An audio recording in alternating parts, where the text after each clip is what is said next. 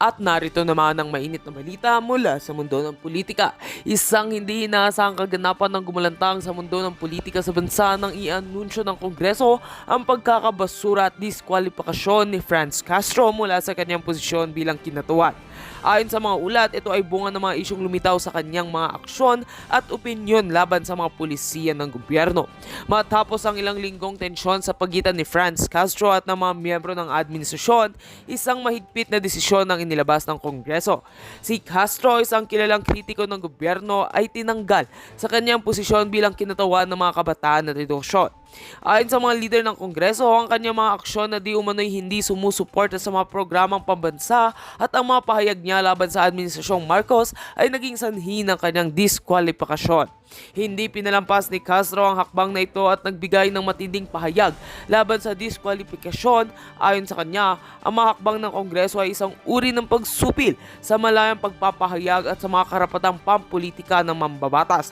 Ipinagdiin niya na hindi siya magpapatalo at patuloy niyang isusulong ang laban para sa mga kabataan at sektor ng edukasyon. Sinabi niya rin na ang desisyong ito ay isang halimbawa ng pang-aabuso ng kapangyarihan ng mga nasa posisyon. Habang nagpapatuloy ang mga reaksyon mula sa iba't ibang sektor, hindi rin pinalampas ni Vice President Sara Duterte ang issue. Sa kanyang pahayag, tinuligsa niya ang pagtataksil umano ni President Kuting ng Norte Jr. sa mga pangako nito sa bayan at kay VP Sara mismo. Ayon kay VP Sara, ang mga hakbang na ito ay pagpapatunay ng hindi pagkakaisa sa loob ng administrasyon at isang seryosong usapin na dapat tugunan ng mga leader ng bansa. Ang mga pahayag ni VP Sara ay nagbigay daan sa mas matinding diskusyon hinggil sa pagkakaisa ng administrasyong Marcos at Duterte. Ayon sa ilalim ng mga eksperto, ang isyong ito ay maaaring magdulot ng hidwaan sa loob ng mga pangunahing partido at maaaring magbunsod ng political na destabilization. Sa kabila nito, may mga nagsasabi na ang diskwalifikasyon kay Franz Castro ay isang hakbang lamang upang mapatibay ang kontrol ng administrasyon sa Kongreso. Sa ngayon, wala pang opisyal na pahayag mula sa mga Malacanang hinggil sa issue, ngunit tiyak na magpapatuloy ang mga diskusyon tungkol sa pagkakaisa at pamamahala sa bansa. Kung magpapatunay ang tensyon sa pagitan ni VP Sara at ng Pangulo, malaki ang posibilidad na makaharap natin ng isang matinding political na krisis sa hinaharap. Patuloy ang ating pagmamasid sa mga susunod na kaganapan. At heto nga ang mga balitang ating pagkakatutukan, at kung bago ka pa lamang sa aking channel, ay huwag kakalimutang mag-like, share and subscribe para updated ka sa aming mga bagong balita dito sa Tatak Pinas.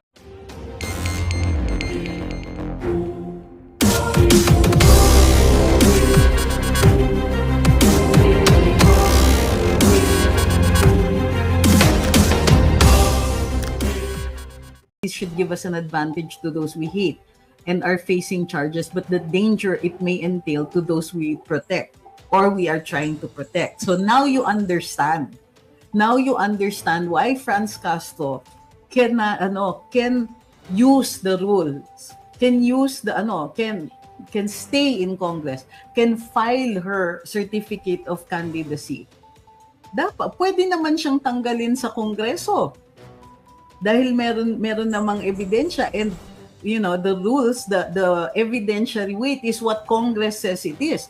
They did it to Teves. They could have done it with Congresswoman Franz, but they didn't. So para sa akin, Congress isn't about being fair. It's all politics. Pero we expect fairness and justice from the courts. We expect it from the ombudsman, and we should demand it from the COMELEC when they make decisions, when they make rules.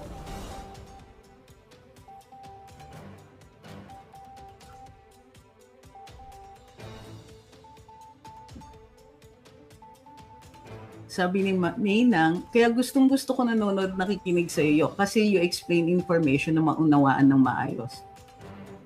Thank you. Akala ko, kumbaga, super natutuwa ako pag naiintindihan ninyo. And I will keep explaining until you understand.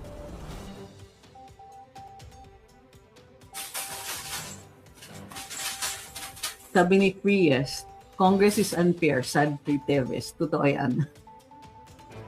Ay, nako, ewan.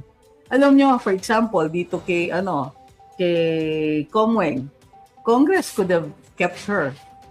yung could have asserted na, oh, tika muna, huwag mo na siyang tanggalin.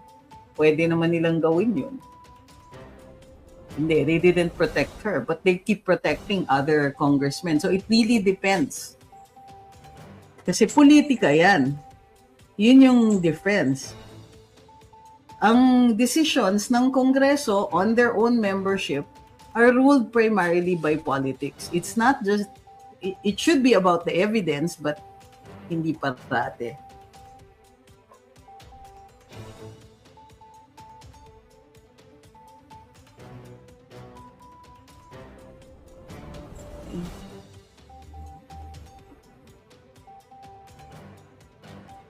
Yun, sabi ni Ian, parehas lang kay Donald Trump sa US ngayon. Convicted siya, pero admin ni Biden na kalaban niya sa politika. Yan, sabi ni Ian, tama po ito. Tama yung term niya. It's called lawfare. Ang tawag nila sa US, ginagamit ang law as a war tactic. Now, mayroon, I forgot what the term was, na ginagamit, tama, lawfare nga. So, ganito, halimbawa, may NGO noon sa US na they were fighting for the protection of a particular bit of property. So, yung mga kalaban nila, which was a corporation, they dug up cases against that NGO or the people in the NGO. They just filed case after case after case against them. Ngayon, yung cases na yon were not intended to win. Okay? But they were intended na mapagod yung mga tao dun sa kanilang advokasya. So it was case after case after case. Believe me, ako mismo naranasan ko yan. Fortunately, yung kalaban ko noon, hindi ko nakalaban ngayon. Pero I understood their strategy because I could have used the same one against them. Kaya lang may imbalance. Ang kalaban ko isang malaking institusyon. Tapos yung law office namin, tatlo lang kami. Dalawang abogado, isang legal researcher lang. Diba? At the time. So, nung inulan kami ng 11, 12 cases against us personally, laban kami, fight kami for years and years and years. Kaya nga, pag may nagsasabi na ay hindi yan magaling, ay hindi yan you don't know what I went through. You don't know na I survived something like that. Lawfare. I know it isn't fair. But hindi ako umupo, umiyak at nagsabi na, hindi, they did this to me, cry. Hindi. Laban, fight. I make no excuses. I will make no excuses for my record either.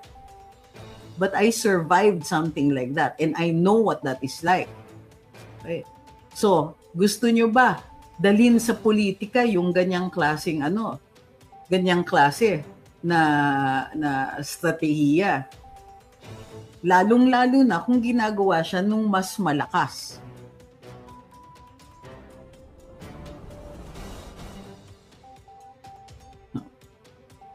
Now, I don't know if there is room for us to be able to make a rule against lawfare. Tingin ko, mahihirapan tayo niyan or even a law. Kasi karapatan natin, kapag may nakita tayo, we are aggrieved that we can take a matter to court. So, ang hirap talagang i-regulate niyan. So, kailangan patigasan ng sikmura. You don't sit down and you cry about it. But, at the very least, we observe justice. We observe fairness as much as we can. Okay lang na masama ang loob natin. Kunwari, ay, nako, sayang, hindi na-convict yun. Okay lang to feel that way. Pero yung gusto ninyo, baguhin yung laws so that hindi siya para ma-deprive yung tao na yun. When it starts to happen to us, ayan, dyan na tayo magkakaproblema. Hi, Ethan, sorry. Ethan, get me. Where are you?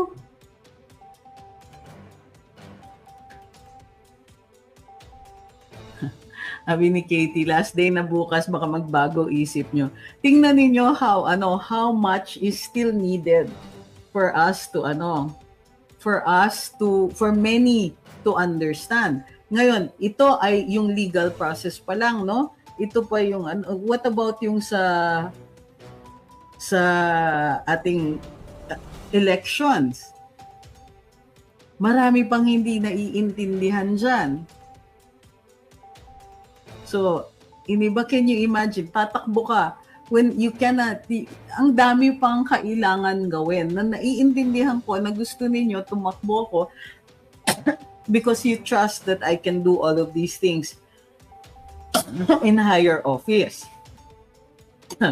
At totoo lang, ang tingin ko, dapat yung kayang makipagbardagulan dyan, katulad ni na Comwing dyan. Yan, tumatakbo siya dun sa, ano yung party list nyo, ma'am? Yung, she's running again dun sa party list niya. So, sa akin, yan, ipanaw yung mga party lists for the, differently abled and all that. Importante yung mga representations na yan. That's why also we have taken great pains to explain that the party list system helps to equalize yung representation natin. Kaya ayan, kung tinanggal natin ang party list, makakatakbo ba ngayon si Doc Lorraine? Makakatakbo ba yung mga ibang nagre-represent ng mga not necessarily marginalized, Pero hindi sila makakatakbo. There would be no opportunity kasi lulunurin tayo ng mga trapo. Kaya sa akin, even if I don't agree with your politics, okay lang sa akin na I will not deprive you of your opportunity to run.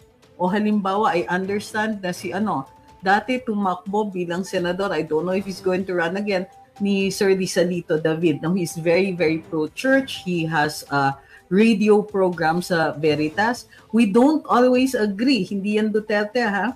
We don't always agree on the politics. Pero, if there was going to be somebody who would oppose, let's say, our lines, and who would oppose us fairly, it would be somebody like him. So, yun yung mga who are willing to do discourse, who will take their ideas and share it with us. Kahit di tayo mag-agree, pwede tayo makipagbalitaktakan. Hindi yung pakukulong tayo dahil hindi tayo pareho ng paniniwala. Hindi yung patatanggal ka dahil ayaw natin yung views niya. Yung mga ganon.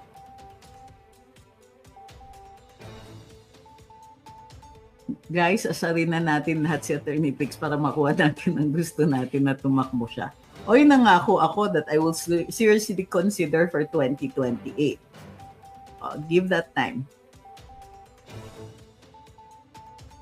Sabi ni Miguel Bugel, the issue po ngayon at sa mga present lawmakers ay hindi mga lawyers and didn't sue sa pinagdaanan ni Attorney Pix. Yes. Kumbaga, marami halimbawa na malalakas. O syempre may advantage ang mga artista pagdating sa popularity. Pero dahil hindi nga natin masyadong nakikilatis yung capability ng mga tao, nandun tayo sa popularity tumitingin, na nanalo ngayon yung mga barely competent, ang sama ko. Pero yung bang tipong kulang talaga ang pagkakaintindi nila doon sa pagpapatakbo, paggagawa ng batas. Yung iba, naiintindihan nila yung paggagawa ng batas. Gawa naman ng gawa sila para sa sarili nilang kapakanan. Imbis na tinitignan natin, how much more money can we throw into the infrastructure? Para nasa 21st century na yung ating public transportation, wainga nga pa rin tayo hanggang ngayon. And no matter how much the DBM and so many other people try to explain na hindi naman po delayed ang Mindanao Rail, ganyan. Excuse me. Nakita ko kasi yung explanation ni Yusek Goddess. Mahal natin si Yusek Goddess. At nakita ko naman ang explanation. But the fact remains, delayed ang Mindanao Rail.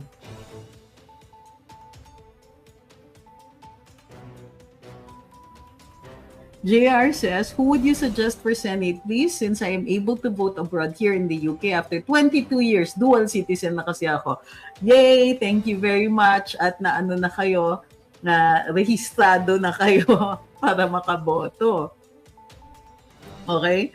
So, sir, titignan po natin kasi hindi pa po final. Bukas ang last day ng filing ng mga COC. So doon natin makikita and then we can put together a list. Pero sa totoo lang, dahil hindi pa campaign period, hindi pa natin nakikita yung mga plataforma nitong mga to. Kailangan sa pagkikilatis natin bago tayo mag-suggest at mag-share ng info tungkol dun sa mga gusto natin iboto, kailangan makita natin yung kanilang mga campaign programs.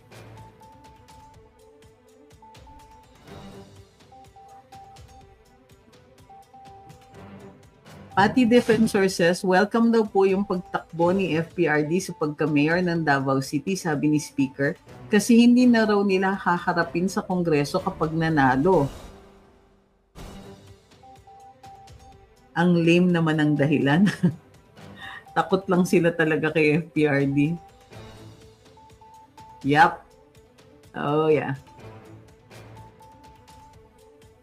Sus Mariosep. Sabi ni Mark T, some information is escalating online.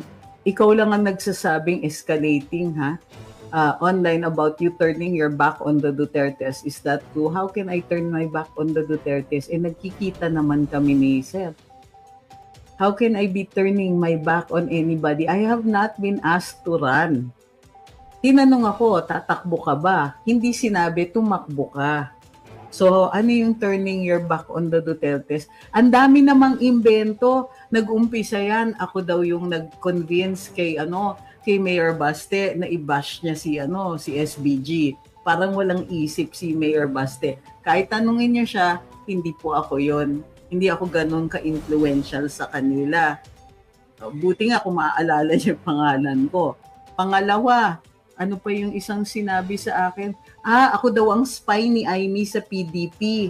O maniniwala ba kayo doon? Kung maniniwala kayo doon, ay di sige, maniniwala nga kayo na I'm turning my back on the Dutertes.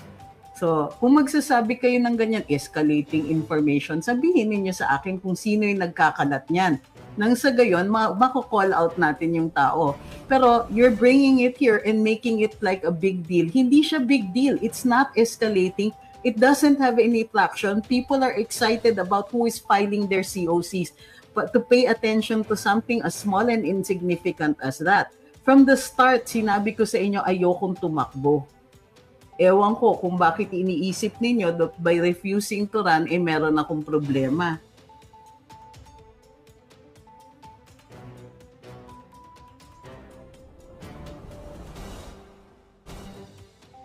Hindi ako galit sa'yo, ha? Ret Sumalpong said, ang dapat i-revise yung pwedeng tumakbo sa Congress and Senate. Minsan na kasi wala talagang alam sa batas, di man lahat. Halimbawa, apaka-specific, Rets. Hindi, but I do understand that. I keep telling you that the reason that the Constitution says, able to read and write, may certain age, residency, citizenship requirement, ano pa ba yun? Ayun. Yun. It's because they want a wider representation. Dapat from all walks of life. In theory. Pero tama kayo, hindi nangyayari yun.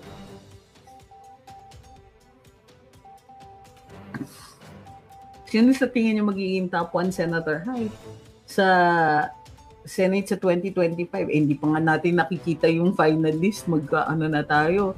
Magbobolang kristal na tayo. Sabi ni Sheng, Rastaman as always, bakit hindi po siya bakit hindi na-disqualify? Sino po? Mark says, I'm with the Dutertes po. Meron na ako nakikita dito. Sorry if it sounds good. Ilan naman ang nakikita nyo? May thousands na ba yan? May hundreds na nagsasabing ganon.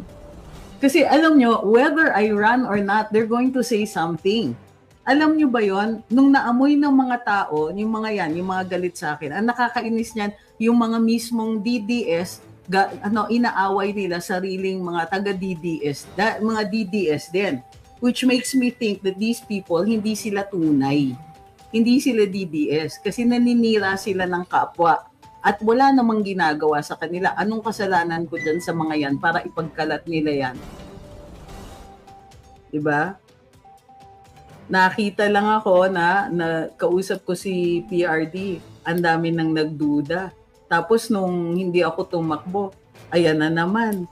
So, whether kausap ko si PRD or hindi ko kausap si PRD, may sasabihin din tungkol sa akin. So, hindi ko na papansinin yan because it really doesn't matter what you do. Hahanap at hahanap sila ng ipambabati ko sa akin. Which makes me believe that I'm right. Hindi ako dapat talaga tumakbo. May mga ganyan pala eh. Pero talaga, sayang na sayang pag senator ka, malaki ang magagawa sa Pilipino, hopeful pa rin i-run. Alam nyo, by asking me, na bukas tuloy yung mga ganyan na bashing. Pero sa totoo lang, I was not asked to run. I was nominated sa PDP, but that was it.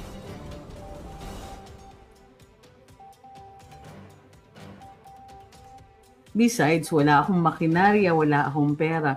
Iyon na nga eh. Kaya kaya nilang pagsabihan ako ng ganyan, kaya kaya nilang mag-raise ng mga ganyan na issues. It's because, number one, hindi ako mapagpatol sa mga ganyan stupid na mga walang kakwenta-kwentang sinasabi. Kampante ako, hindi naman galit si PRD sa akin. As far as I know, hindi naman ako kilala masyado ni Inday. Si Mayor Baste, I think I'm lucky if he remembers my name. Alam ko napapaganon siya pag nakikita ako. But other than that,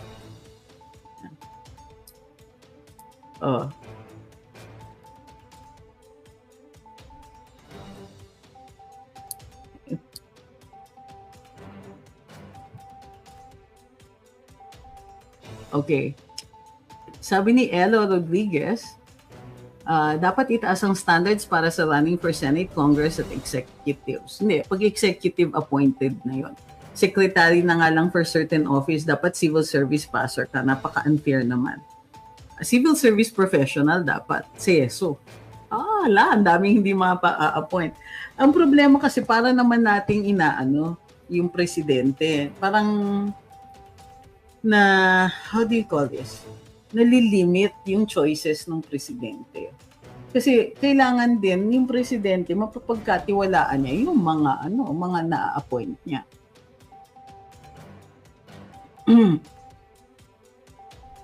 Kerry Bass says, I hope COMELEC is not after the money. Alam naman nila kapag pinaupo ang politiko na namili ng boto at nagbayad sa COMELEC, nagkakaloko-loko ang ating batas, bayan at bansang politiko.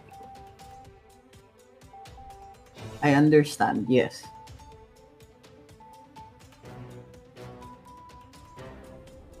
Sabi ni Patty Defensor, on that appointment to the DILG, it looks like Cavite Governor John Vic Remulla and not Kong Barbers who's going to be tapped as the new Secretary of the Department.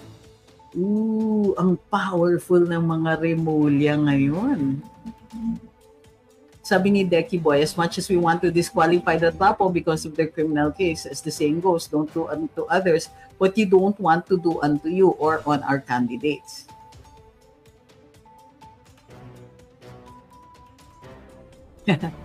Sabi ni Kikoy and Bukog, abolish Congress and party list, walang silbi. Mali ka doon.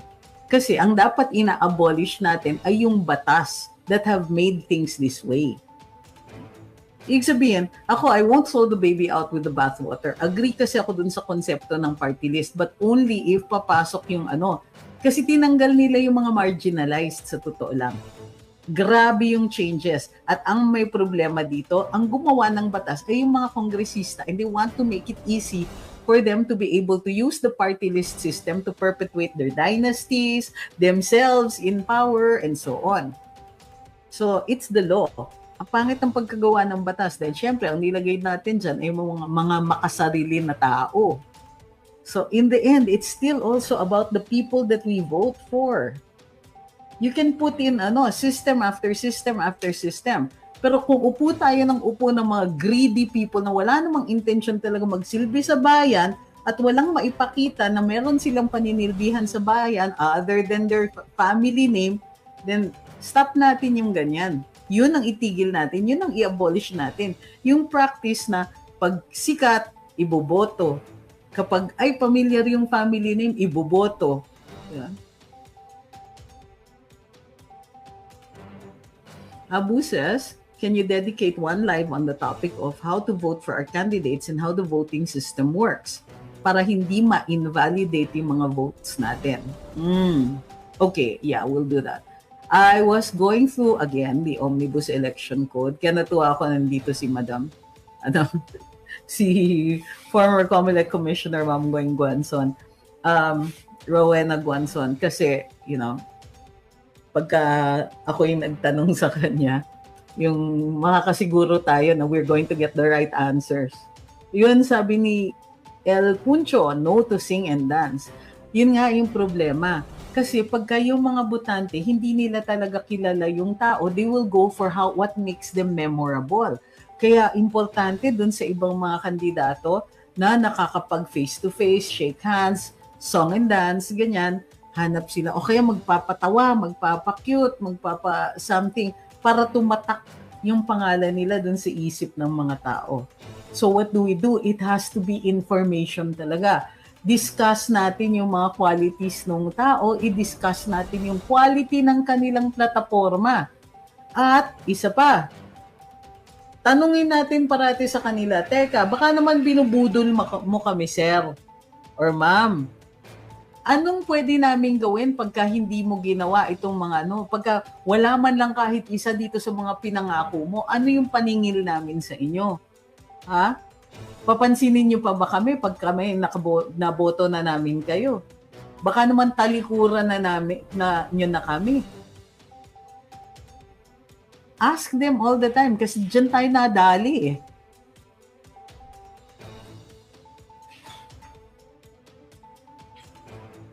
Sabi ni Gary Reyes, they're trying na sirain ng solido ng DBS.